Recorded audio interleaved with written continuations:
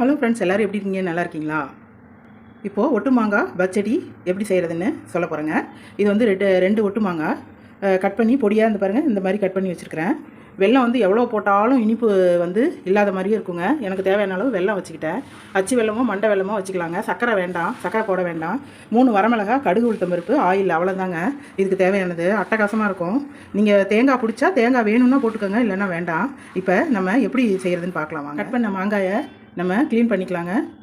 First சுத்தமாக கழுவிடணும். அடுத்தது cut பண்ணிவிட்டு மறுபடியும் தண்ணியில் போட்டு அலசி எடுத்துக்கலாங்க. தண்ணியை வடிகட்டி எடுத்துக்கலாம். ஸோ இந்த கடாயில் ஆயில் ஊற்றிருக்கேங்க. வாசனை இல்லாத ஆயிலாக ஊற்றிக்கங்க. கொஞ்சமாக கடுகு போட்டுக்கலாம், ரொம்ப வேண்டாம். இந்த அளவு கடுகு போட்டுக்கலாம். கடுகு வெடிச்சிருச்சுங்க. 3 மிளகாய் போட்டுக்கலாம்.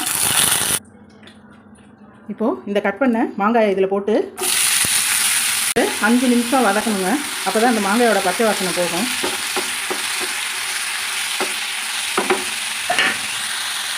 நம்ம வதக்கையிலேயே அது வெந்துருங்க, பாதி வெந்துடும். ஒரு 5 நிமிஷம் ஃப்ரை பண்ணிக்கணும். இப்போ பாருங்கள், இந்த அளவுக்கு உப்பு போட்டுக்கலாம். ஒரு 2 மாங்காய் இது.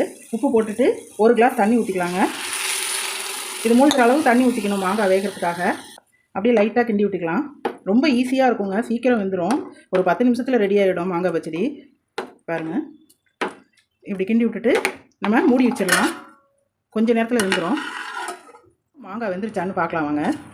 பாருங்கள், வெந்துருச்சு, நல்லா வெந்துருச்சுங்க. மாங்காய் வந்து எப்போவுமே காயாக இருக்கணும், நல்ல காயாக இருக்கணும். லேசாக பழுத்து இருந்தாலும் வேகாதுங்க, சாமானியத்தில் வேகாது சீக்கிரத்தில். இது வந்து நல்ல காயாக வாங்கினீங்கன்னா டக்குன்னு வெந்துருங்க.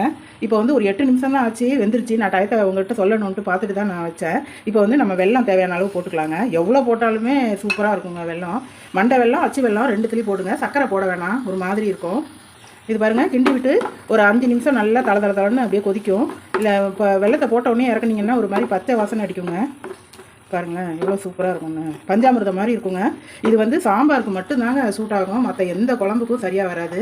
சாம்பார், கத்திரிக்காய் சாம்பார், எந்த காய் போட்டு சாம்பார் வச்சாலும் மாங்காய் பச்சடி செஞ்சிங்கன்னா அட்டகாசமாக இருக்கும். அப்புறம் உருளைக்கிழங்கு ஃப்ரை செய்யணும். இந்த 3 செஞ்சிங்கன்னா சாப்பிட சுவையாக இருக்கும். நீங்களும் செய்யுங்க.